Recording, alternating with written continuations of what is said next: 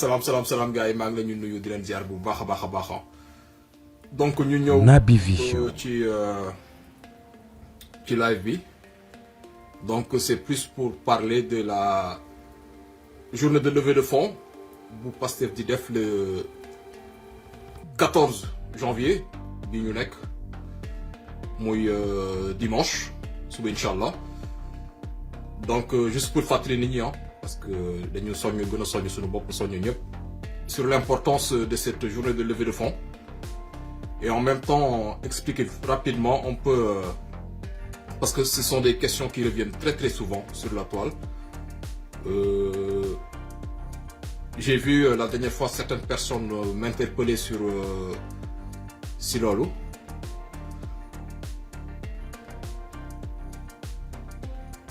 ok maa ngi nuyu ñëpp parce que damay gis yenn message yi nii et je veux pas tànn ñi nuyu ñee bàyyi ñële donc c'est pas trop mon genre donc maa ngi nuyu ñëpp parce qu'il y a certains commentaires qui m'interpellent et je veux pas sélectionner ñu may nuyu ak ñu may bàyyi parce que pour moi ça se fait pas donc ñu ngi ziar ñëpp gars yi gis naa message yi ñu ngi ziar ñëpp donc je disais que pas plus tard qu'avant-hier j'ai vu certaines personnes m'interpeller sur ma page et c'est pas très méchant mais bon da si baax aussi ñu expliquer tuuti parce que des fois day tomber que mu am benn actualité boo xam ne bon actualité bu métti la souvent day dal Pastef bon comme d'habitude Pastef souvent actualité yu métti ñoo koy dal depuis mars 2021 donc c'est pas trop la joie. Il y a beaucoup de périodes yoo xam ne c'est très compliqué pour les militants et sympathisants de Pastef. Il y a beaucoup de gens qui en souffrent. C'est injustice yi nga xam ne kii Ousmane Sonko ou ses proches ou les cadres de Pastef militants sympathisants au Sénégalais lambda comme moi ñu subir benn injustice bu metti et des fois il y a des programmes qui se passent yoo xam ne des fois des gens ils comprennent pas parce que je vais prendre l'exemple des soirées de gala parce que bëggoon naa si wax tuuti que Pastef organise donc il faut que les gens comprennent que les soirées de gala souvent ce sont des événements yu ay militants de Pastef di organiser et le but c'est vraiment de collecter des fonds. Le but c'est pas de se poser ici benn salle pour faire la fête, pour manger, danser, boire. Et souvent quand tu loues des salles souvent en Occident, bon au moins tu t'en prends au moins une année à l'avance. Day teel a réserver salle bi mën na jël 1 an. Et dès l'instant que tu réserves la salle, bon forcément bon di nga joxe benn acompte. Donc admettons une salle qui te coûte 50 000 €, tu as déjà donné un acompte de 25 000 €. Et yow loo si jublu mooy pour collecter des fonds. Donc quand vous entendez souvent Pastef di organiser ay soirées de gala, c'est pas pour aller faire la fête. C'est juste que des fois malheureusement ça peut tomber ci benn événement bu douloureux mais bon objectif principal bi mooy ut xaalis pour mën a financer la campagne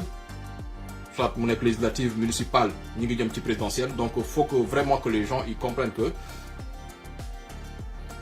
loolu kese la du leneen. Et quand tu vas souvent parce que bon moi il m'est arrivé la seule fois que je suis parti dans une soirée de gala moi c'était celle de Bruxelles Luxembourg donc tu arrives dans une salle où tu trouves des gens qui viennent des États-Unis d'un peu partout en Europe ñëw dagg seen billet d'avion jël seen hôtel donc ñëw participer encore ci levée de fonds bi donc souvent tu fais le calcul pour quelqu'un qui vient des États-Unis dagg un billet ñëw ba à Bruxelles plus son hôtel plus les petits frais yi ngay dépenser bon limite la personne mën na atteindre un budget de 1 500 € facile bah et je vais être gentil quand je dis 1 500 €. Donc cette personne je ne pense pas que dafay jóge États-Unis ba ñëw en Europe juste pour ñëw faire la fête ou montrer aux Sénégalais qu'il fait la fête parce que su fekkoon dafa bëggoon def la fête rek je pense que j'estime qu'avec 1 500 € dëkk bi nga dëkk war nga fa mën a am benn restaurant boo xam ne mën nga fa dem bon je pense même soo fay 1 500 €, je pense que sax serveurs yi ñoo lay sexal doo sax dagg ak sa fourchette ñoo lay sexal parce que bon ça fait un billet quand même. Donc il faut que ñu xam loolu et ni ma koy waxee rek quand man je dis pas que ce sont des critiques yu gars yi di def mais bon day baax ñu expliquer parce que soo leen déggee ñu ne la jàpp nañu une date mooy le 14 pour la journée de levée des fonds pour Pastef mooy xaalis bi nga ñu dégg gars yi di dajale en fait xaalis bi gars yi di dajale à travers les dîners de gala ou bien juste benn meeting de collecte de fonds parce que y en a pas mal yu gars yi di organiser donc xaalis boobu la ñu dajale di ko dajale après ñu ut benn jour bu symbolique ñu dajale loolu yëpp gars yi dajale que ce soit la diaspora que ce soit au Sénégal gars yi dañu collecter xaalis boobu yëpp ñu teg ko ñu choisir un jour symbolique comme le 14 et en même temps ñu gars yi ubbi ay compte Wave Orange Money Kopar Express autres ñu mën a ñëw doole ko moo tax souvent soo la ñu dégg ñu naan Pastef tel jour day def levée de fonds dès l'ouverture nga gis tout de suite ne 200 millions taxaw na ou 300 millions parce que c'est de l'argent qui a été déjà collecté et cet argent la ñu gars yi di dajale boole si ak le jour J il y a des liens qui sont ouverts il y a des trucs Kopar Express Orange Money des trucs comme ça gars yi dajale xaalis boobu yëpp mooy nekk nag la somme bi nga xam ne moom la Pastef di annoncé à la fin de la soirée donc levée de fonds yi dafa am importance bu mag si lu ñu jëm parce que si vous regardez bien si at bi ñu mujj Macky Sall moom si jëm boppam xam na ne que force de frappe bu Pastef mooy engagement wu patriotes yi cet engagement sans faille ils sont prêts à financer ñoom seen projet te ñoo koy financer seen bopp donc c'est pas pour rien que la dernière fois qu'il y avait une levée de fonds ba Antoine Diome génne woon son fameux communiqué à 3h du matin parce qu'il a compris très vite Macky Sall que Pastef pour nga damma ay tànkam foog nga fexe ba du mën a am benn financement boo xam ne mën na financer li nga xam ne moom la bëgg pour def Sénégal parce que une campagne électorale ça coûte extrêmement cher. En 2017 lors de législatives Pastef n'avait pas du tout les moyens Ousmane Sonko doon def ay caravanes yoo xam ne day dem ba benn dëkk mu taxaw càng pourquoi muy càng parce que amatul njëgu essence. Nous il nous est arrivé et je parle sous le contrôle de Cheikh Ahmed Tidiane Sall parce que temps yi moom moo yoroon Pastef Paris donc il y a un jour il a appelé tout le monde il m'a appelé il a appelé tout le monde les gars il m'a écouté on a un souci parce que Ousmane Sonko mi ngi tel endroit mais actuellement il peut plus bouger parce que amatul essence il a fallu que ñu dajale vite fait lu ñu am matul woon sax 3000 euros parce que léegi tu entends des 100 millions que Pastef commence à générer si benn dëkk rek mais temps yi c'était extrêmement compliqué donc loolu la si Pastef jublu pour financer la campagne électorale parce que dafa soxla moyen yu colossaux et c'est pas pour rien je vous disais là tout de suite que c'est pas pour rien que Macky Sall quand Pastef avait fait une levée de fonds Antoine Diome génne son fameux communiqué à 2h 3h du matin parce que ñoom dañoo bëgg a damm laafu Pastef ils ont pas réussi et tant mieux pour nous bu ñu ñëwee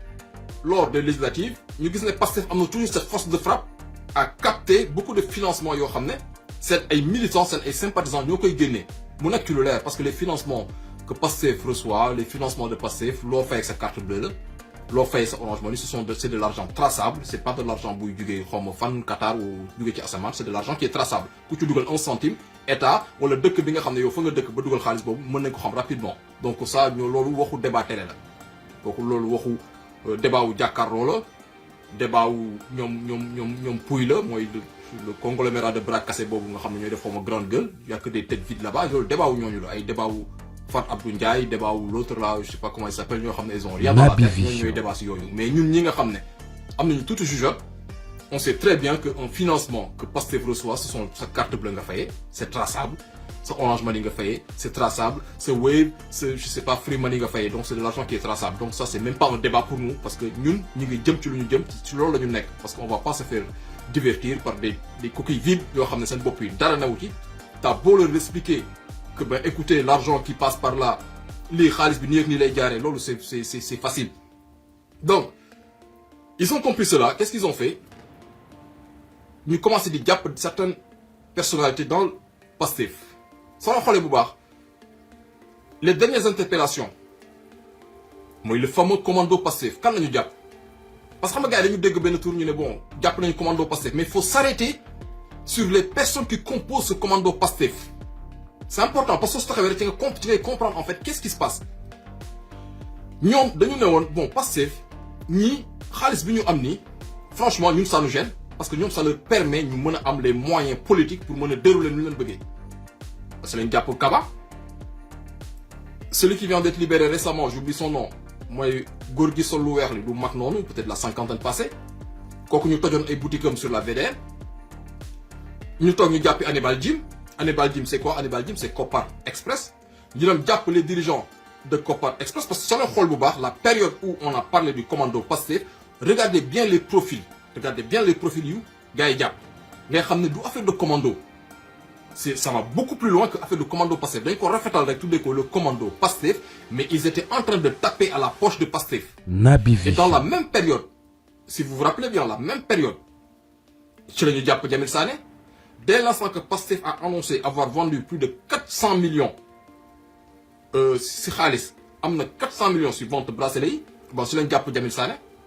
Jamil Sané ba léegi nit mënu la toog wax la Jamil Sané lii moo tax ñu jàpp ko. Donc ñoom ils étaient en train de taper à la poche de Pastef. loolu lañ si jublu woon, mais à chaque fois Pastef arrive à contourner ñoom li nga xam ne ñoom moom la ñu bëgg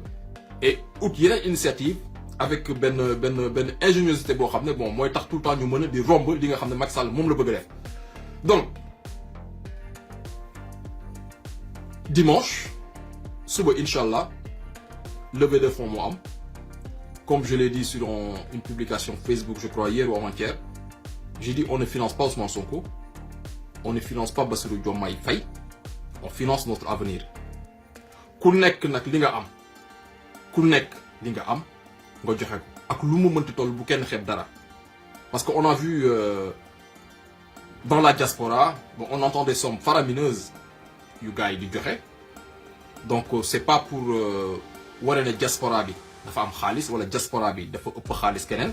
Je pense que le Pastef a toujours été financé par des Sénégalais, parce que man gëwuma ay affaire de diaspora sénégalais de ceci ou sénégalais de cela. man li ma gëm mooy ce sont des Sénégalais ñoo xam ne dañoo gëm un projet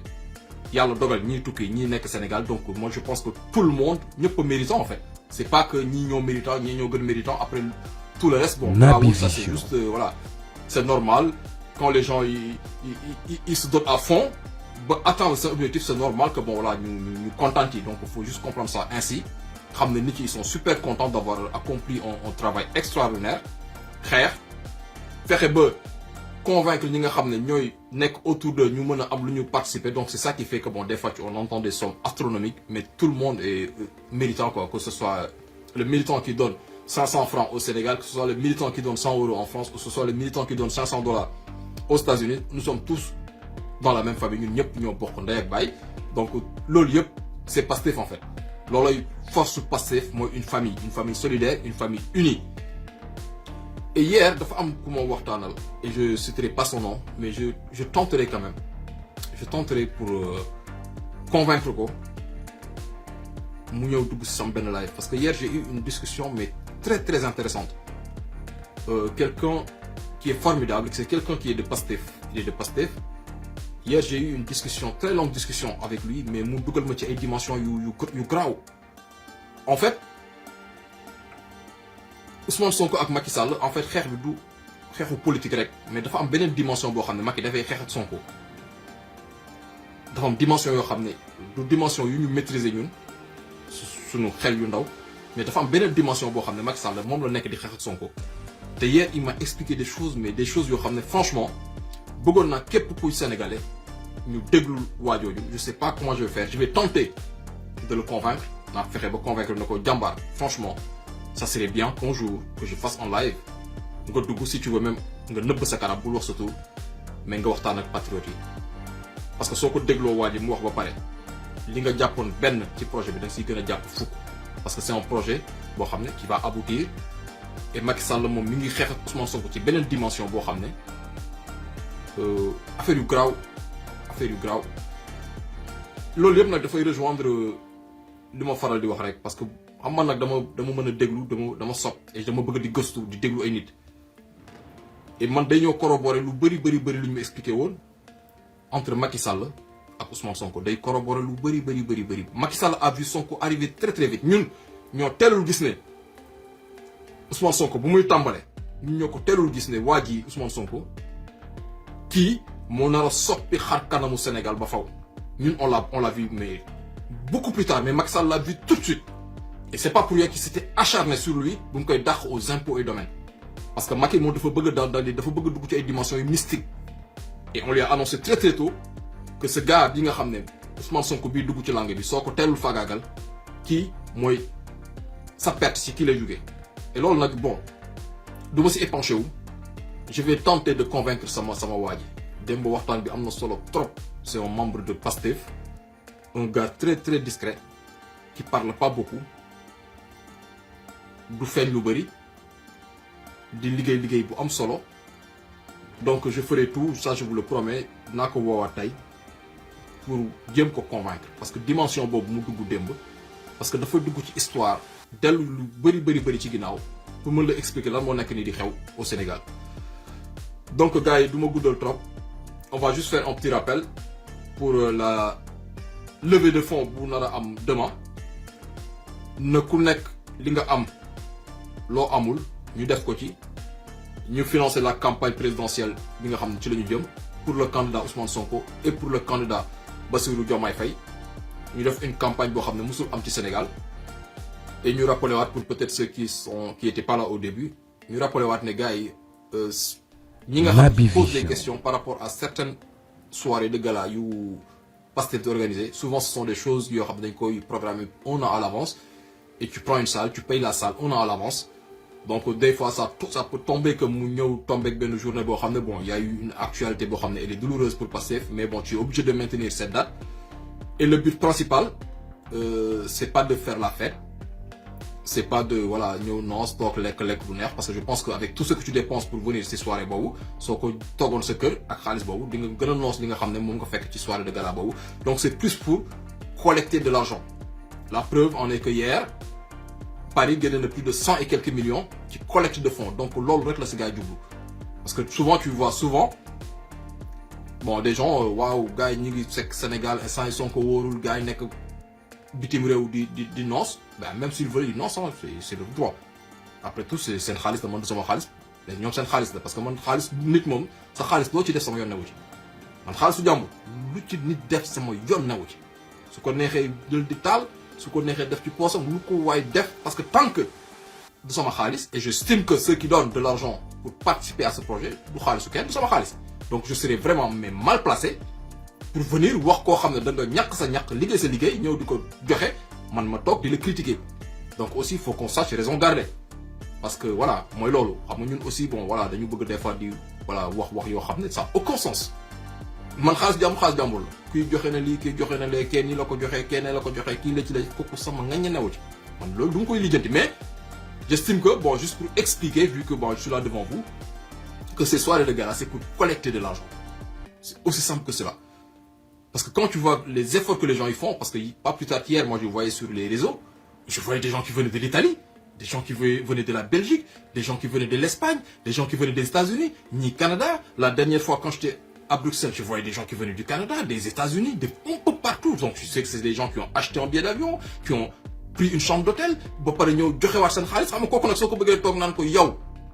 lii nga def ni lu tax nga def ko xam nga kooku da nga ko tooñ parce que wax fa dëgg yàlla du keesu kenn keesu boppam la mooy kees boo xam ne moom lay ñàkk tous les jours di ko def ci poosam kees boobu lay jël di ci def lu ko saf donc le fait que même mu koy jox Pastef dañ ci war a gën a sant yàlla donc nañu xaw a éviter détails yooyu ça n'a aucun sens. Et souvent, ce sont de faux profils qui le font. Et photo Sonko et tu regardes son profil parce que moi, c'est simple. Moi, tu viens, tu as une photo de Sonko. Bah, la première chose que je fais, je rentre dans mes profil. Tu vois que tu n'as aucun ami en commun avec lui. Forcément, tu es un faux profil parce que nous, il y a des filles aussi. Même pour eux, je sais pas, peut-être qu'ils savent lolo, mais dès qu'ils baillent, mais ils disent qu'il y a une photo Sonko. Bah. Ajouter le demande d'ajout. Bah, tu regardes son profil, tu n'as aucun ami en commun avec lui. Aucun. Bah, c'est juste un faux profil. Vous avez une photo Sonko, vous avez sa page, il faut voir qu'il y a donc, nous avons xel ci yoyu gars yi genre gars yoyu bon. Nañ leen tégué na vision. Ñu nekk ci lu ñu nekk. Gëna focus comme ni koy waxé. Donc tay bon, défé na lo rek la bëggon wax, je pense que j'ai dit ce que j'avais à dire, c'est plus pour fàttali la levée de fonds. Rappeler aussi que les dîners de gala, c'est pour collecter de l'argent, c'est pas pour faire la fête. Quoique, nit am na droit ça, ne man Pastef la dem toog ci restaurant bu ko saf dem toog fu ko neex mu xool ci lu mu ñàkk boppam parce que xam nga Pastef yorul keesu état Pastef yorul keesu état les militants de Pastef yoruñu ay direction yoruñu ay ministère yoruñu direction yoruñu budget Sénégal donc ils dépensent seen xaalisu bopp su la neexee ñu loué le Fouquet's dem toog fa man ça me dérangerait pas su la neexoo ñu dem loué Fouquet's toog fa ne fii la ñu débat fa seen débat parce que seen xaalis la su doon dañu yor argent public bon là tu peux comprendre des critiques mais yoruñu argent public seen xaalis bopp la man j'ai pas mon mot à dire la seule chose que je peux dire jërëjëf pour li ngeen def Sénégal